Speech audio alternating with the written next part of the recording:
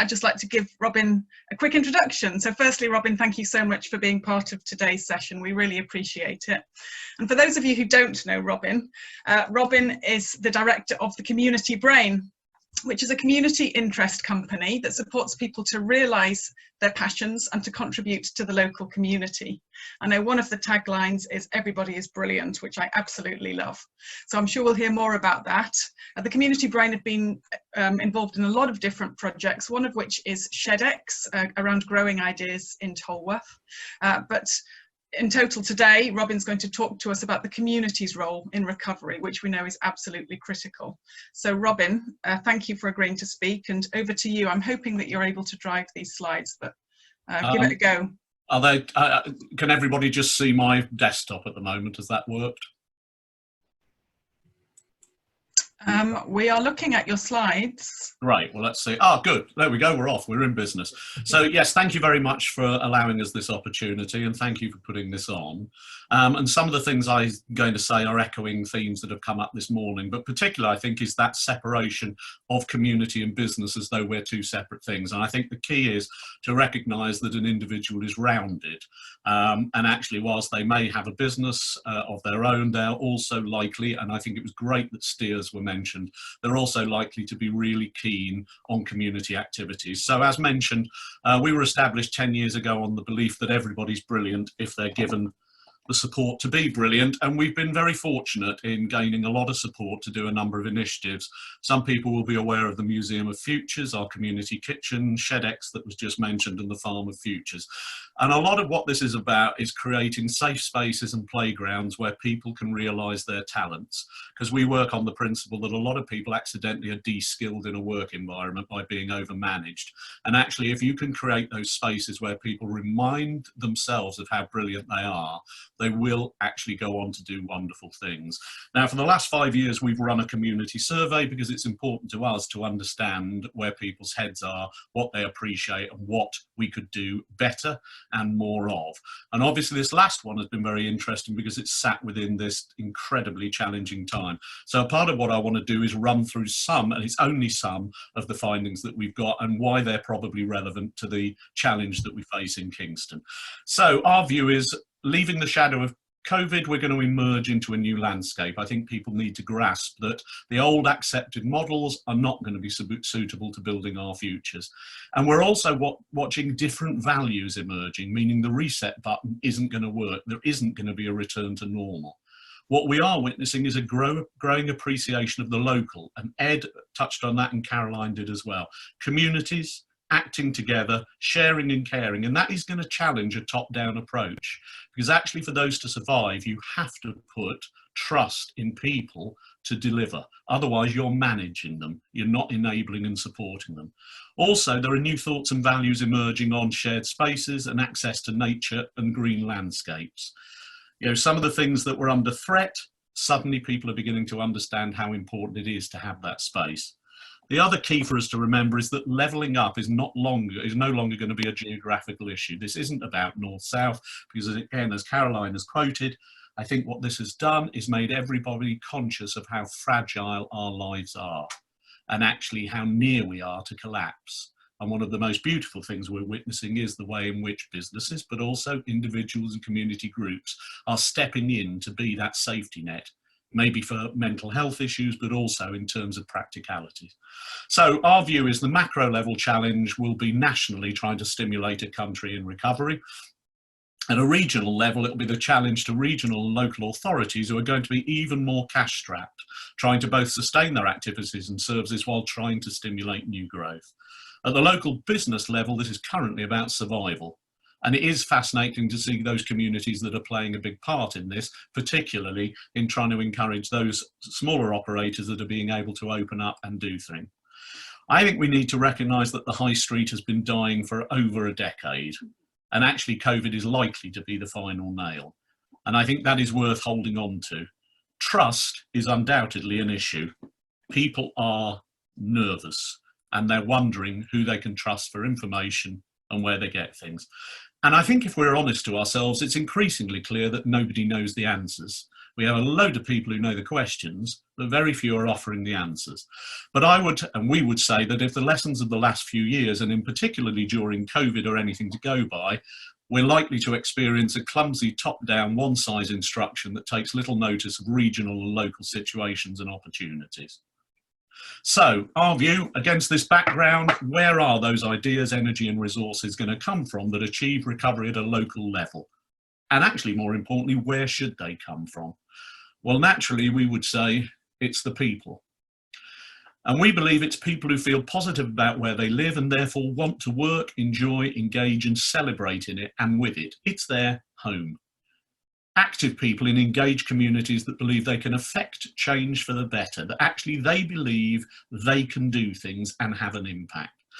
People who want to feel that they have permission to contribute their ideas and our time.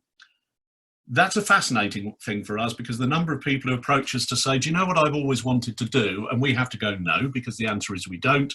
And then they say, I've always wanted to do this. And you say, well, you should do. And they go, oh, thank you. And it's astonishing how we've managed to educate ourselves that we need somebody else's permission to do what we know we want to do. And the reality is our current and future both social and business entrepreneurs are going to come from this area.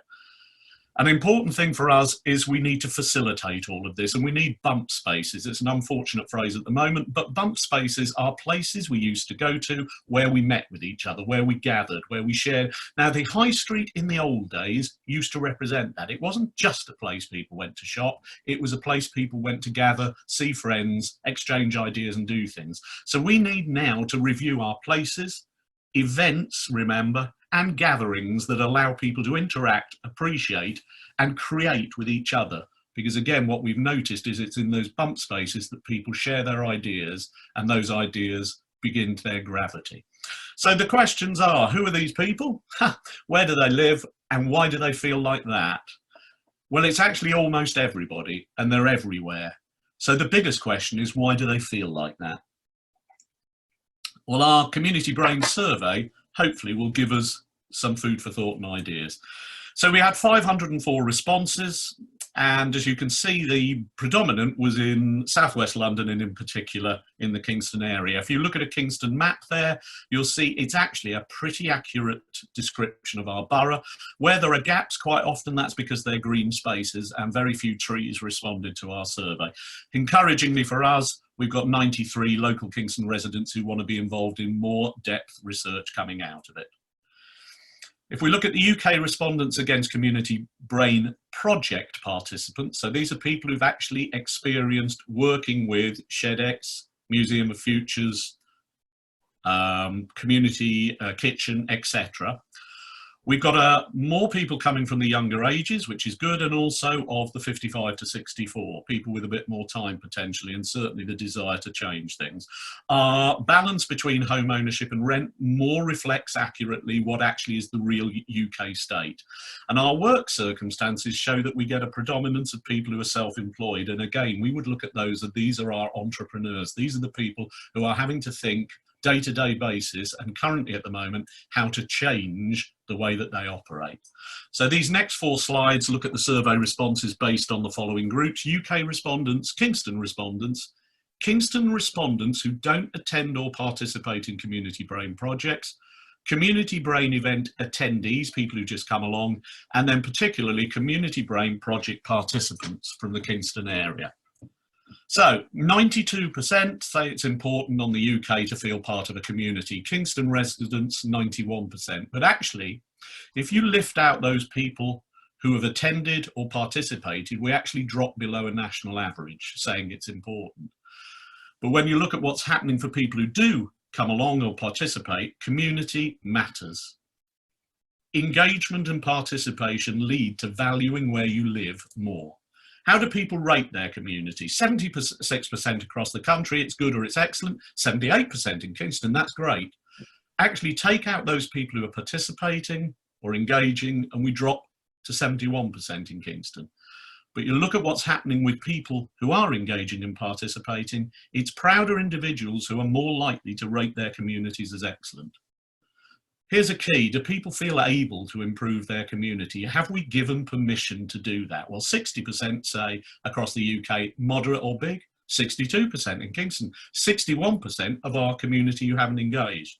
But 73% of people who participate believe that they can improve their communities and can contribute skills and energy to do so. So what is it that we see that contributes to that sense of community? And again, this is set, I mean, it's too much information, you'd be able to access it. But what's interesting to us is people who participate see contributing ideas or skills as a massive thing that they wish to do. And they see attending events as valuable and something that they want to do and a way of doing it.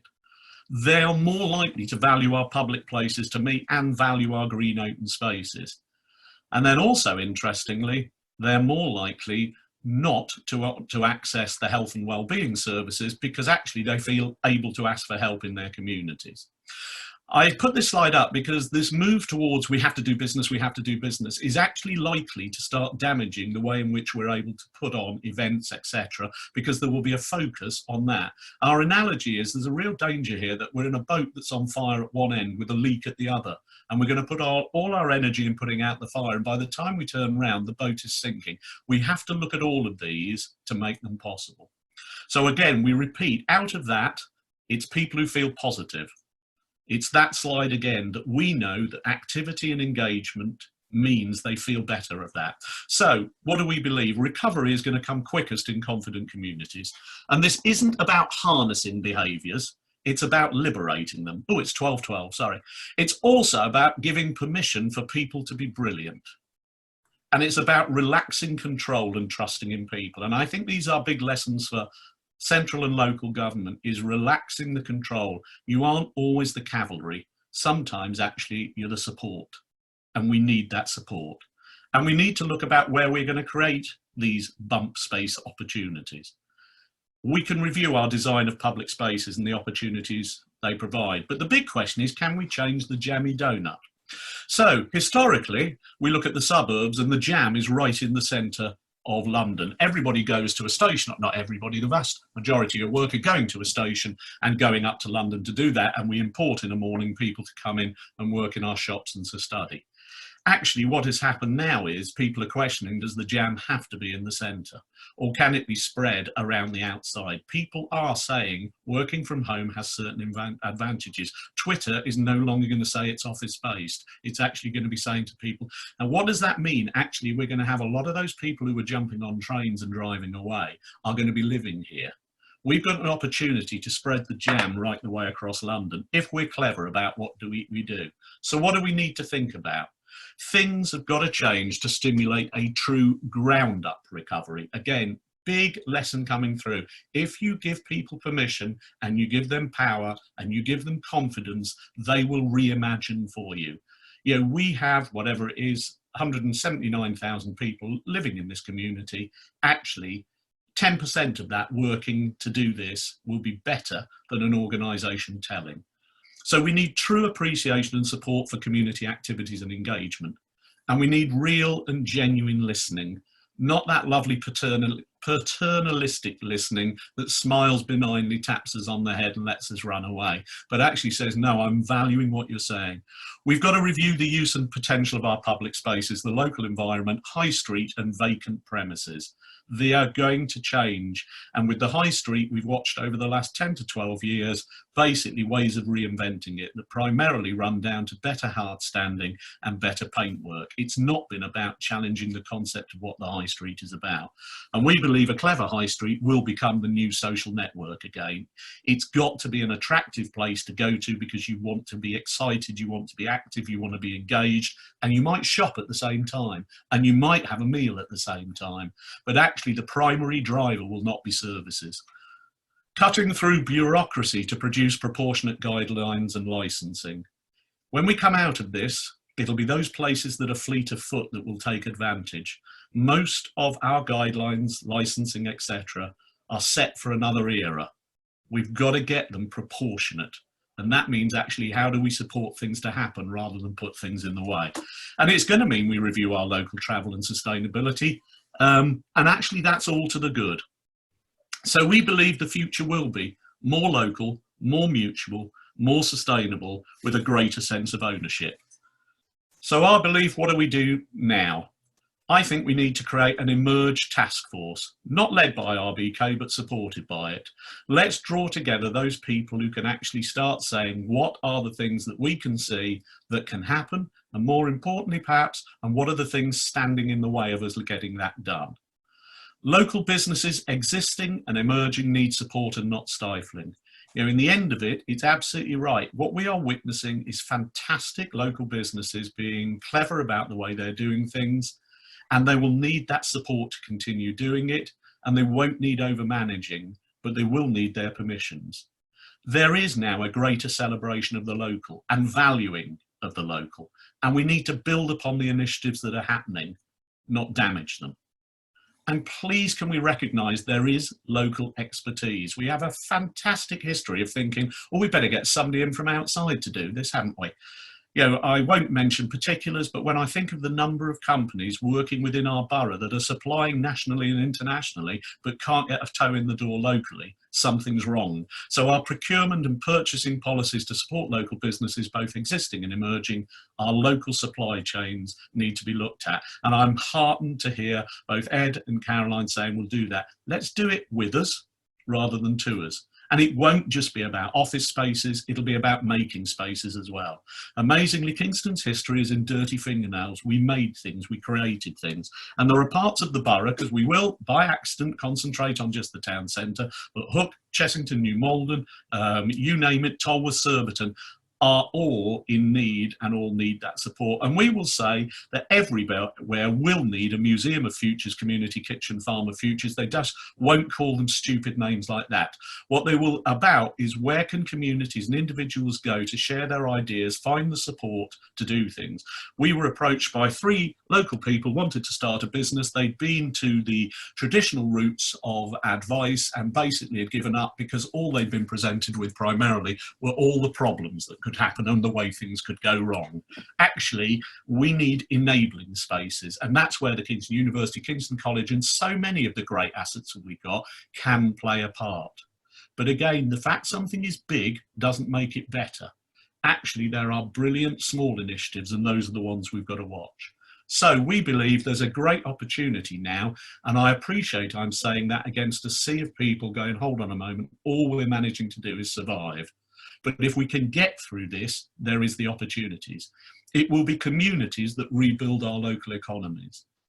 This won't be a national led. They'll do some of the things that help us, but actually what we will witness up and down of the country is active communities working to rebuild the place in which they live, their home, with a pride and a passion, and that will support our local economies, because people do want to support the local. And we've got to be ready with that message once we emerge, because actually the massive advertising will be driving us back into a traditional form. And actually we've got a chance to do something. The levelling agenda cannot be forgotten in all of this. It actually must be our driver of change. Access for everybody, because everybody has a brilliant idea. I've always worked in organisations where I've said the cleaner will have the best idea, and it's true. The difficulty is nobody will listen to the cleaner. We've got to create that listening element. We can challenge the jammy donut and rebalance London, and where we are in southwest London puts us in a prime position to do that. And that's a conversation we're already having with the GLA. Actually, how do we take the jam and make the suburbs that incredibly creative space that I've always been? And let's not look at empty premises just as, oh, we'll put a pop-up in there. Let's look at pop-outs, things that actually occupy the spaces outside and animate them and make them special and make them feel personal. And we must stop trying to saddle a dead horse. For goodness sake, let's not try to keep prop up things that are failing year in, year out. Recognise we need a new model, and a model suitable for today. And I'll leave you with this photograph and this saying.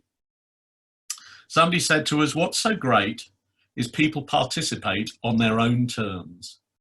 Do you know, that's a major, major thing. I'll either go into a command and control structure, or I'll go somewhere where I feel my voice is valued and I can pursue what I want to do. And great organisations and great social situations are about the encouragement of the individual to pursue their dreams properly. And this image, as many will recognise, is Tolworth Broadway. On the right, we have what corporate design will give. And on the left, we have repurposed, reimagined and planted by the community. And I know where I would like to live. And actually, although that is a rather trite image, to me it's not, because it recognises that if we come through all of this working together and liberating people to be brilliant and allowing more and more people to actively engage, we will strengthen that sense of community and that strength of opportunity and that belief that people can make the biggest difference. I'm going to attempt to stop sharing the screen, but oh hello, I've managed. I can see you loud and clear now. Thank you, Robin. That was an excellent presentation. And we've got a lot of comments from people agreeing with what you're saying and thanking you already. So many thanks for that. Thank you for editing out the ones that are disagreeing, and we'll be round our house to burn it. I guess just a sort of immediate question. Do you have a sort of initial call to action for people that are listening and thinking, I would love to get involved? What can I do? Well, the first thing I'd say, please just email us, because what we're witnessing is there is this wonderful rise of people who wish to do things. And I think this, stronger together and together is all great, but not everybody wants to be brought together. Actually, some people want to do the bits in the street where they are, and we must enable and support that. But there's some bigger picture work going on here. And that's where I hope that the local authority will listen, because I think we've got a chance here to start rethinking and remodeling so many spaces in a way that says this is about how we liberate. And it's great that we've got Sutton coming up next, because actually I think they've done some brilliant work in relation to looking at how communities can be engaged. And I now look around, Kingston Town Centre, we made a film about it 6 months ago. The vacancy rates were high then. Actually, the challenge was not always how do we put more back into there, but rather, if it keeps being like this, what are we missing? And we would say always it's the animated street scene. People are looking now for more experiential. They're looking for places where they can go to learn. Actually, when we emerge from this, how do we make Kingston the place people go, well, of course I'm going to go there. I have fun. It's beautiful. Actually, it gives me really great opportunities to pursue things I'm passionate about. I feel as though when I'm there, I've got rights to do things and that I've got permissions to do things. Oh, do you know what? I found a brilliant little shop, because I think our recovery will come through the independents. They'll be the ones who actually drive this recovery on the high street. Okay, thank you, Robin. I just wanted to sort of throw in a few thoughts on what you said, and I thank you, Robin, because I think what you say is very important and very precious to people within Kingston. I think I understand where you're coming from, and we've tried to, I think, with Surbiton together, which for people who aren't familiar with that, is Robin and I are part of a small group of people who've been getting together over the last 6 weeks on an occasional basis, and trying to get into the detail of how we address some of these issues that we're talking about. How do you take your high streets to the next phase of its life, when the anchor things that people used to do there are disappearing? And I think the answers are really around, and there are many answers, and some people want quick fixes in terms of, can you just put that there, or a lick of paint, but then some of them are more structural. It's to do with landlords and trying to make sure that landlords understand what the people in the town want from people who own property in that town, so we don't have empty premises. But I think the important point is that this is a conversation that's going on within the community. It's not a council conversation as such. The council will be there to help us when we've worked out what it is that community wants. That's my take on it. I think you're absolutely right. I've had the fortune of being involved with business improvement districts, not just in Kingston, but across London and elsewhere. They come in very different forms. The interesting challenge is it is the voice of business that is dominating a town centre. Where is the voice of the community? Where are the voice of the users? And people will say, well, it comes to the council, it comes to the, but actually, so what we've been looking at in Tolworth is a hybrid bid, a business improvement district that's actually not just about businesses and landlords, but about the trading estates and the community, to come up with a shared vision of how a place should be. Because once everybody buys into a shared business vision, you have a chance of doing something. But at the moment, actually, we're tilted, and it's tilted, unfortunately, in a way. So when we started talking about Surbiton Together, the danger is you draw a little line that goes down a street and says that's where the shops are, whereas actually, where's the community? It's that massive donut again around it, and you've got to tell people why they should go to these places. And when we started doing events 10 odd years ago, it was based on the principle that most people who said to me, when I said to people, why do you like living in Surbiton, they would say, oh, brilliant, Robin, 16 minutes to London, 16 minutes to the countryside.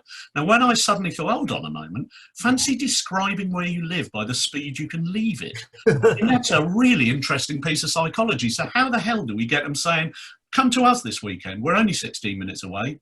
And that's when we started putting on what a lot of people saw as rather trivial and silly events like Ski Sunday, where people strap blocks of ice of feet and go to, and the Sardine Festival. But what suddenly happened was people were saying, come to us this weekend, because there's something happening. The minute, and out of that grows the Surbiton Food Festival and the celebration of the local, but the minute you give somebody a story of pride in where they live, they'll share it.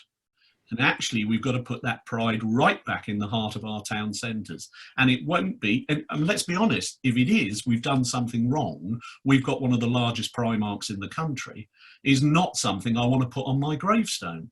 But actually, something that said that town centre, people went to enjoy it, and they went to engage with it, and as a result of that, Primark chose to put a very big shop in there. Okay, thank you, Robin. I note there's a couple of volunteers for your idea for the emerging task force. I think that's a really good idea, which I think we can push forward. I would love that, John. And you know, to me, because it's very interesting, we have the Kingston Strategic Partnership, but you know, I think this is something very different. Okay, and I think this is people who want to sign up to creating a new Kingston built upon the brilliance of the people who live, study and work here. Okay, and I noticed, I mean, it's a question from Anne Clark's Woodies, I guess, is that on the riverfront? Yeah. Saying, you know, do you feel, as someone who's involved in these projects, do you feel the council are listening regarding the use of existing spaces? She gives Eagle Brewery. Or if you can answer that, if you honestly... Can I thank Anne Clark for that? Because I never do run-throughs of presentations, because I find once I've done them once, by the second time I'm bored with it, so there's no hope of anybody else being interested. But I did one of these yesterday, and somebody said, do you think you could throttle down a tiny bit the attitude towards the local authority? And I did. And now Anne is going to prompt me into a little bit. No, is the answer. Actually, things are... we've always said that Kingston Town Centre is the classroom and the rest of the borough's the playground. You can do things outside, but the minute you go to the town centre, you've got to put your hand up and ask permission. And actually, a really great place would be saying, we're here to help you do anything. We want you to put it on. You know, we know full well, don't we, those people that you meet and you go, we're thinking of doing this, and they go, well, and that's it. You know, what's the saying? The world is full of radiators and drains. And radiators fill the warmth and make a room buzz, and drains suck all the energy about it. Everybody needs to be rebooted to say, from here on in, what do we do to make it happen? We have two brilliant spaces in Kingston for events, the Market Square and Eagle Brewery Wharf.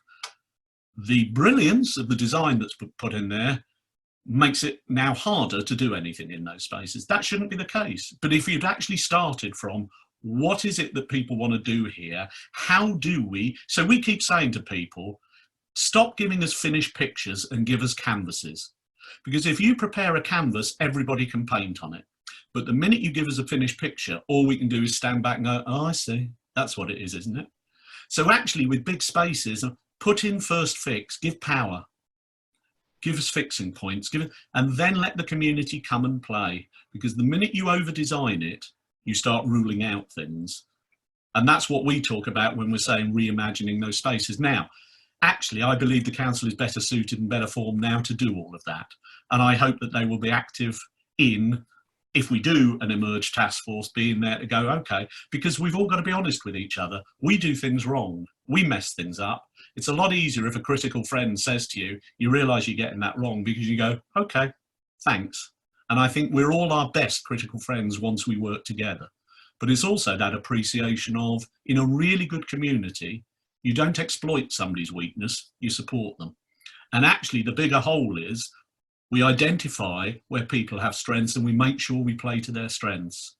And where people have got weaknesses, we look to support those weaknesses, because emerging from this has to be together. Okay, thank you, Robin. Kate, do you want to? We're now passing on to the next speaker. So we'll issue contact details for people who want to carry on conversations with Robin after the event. But Kate, back over to you. Sure. Thank you so much, Robin. That was really inspiring.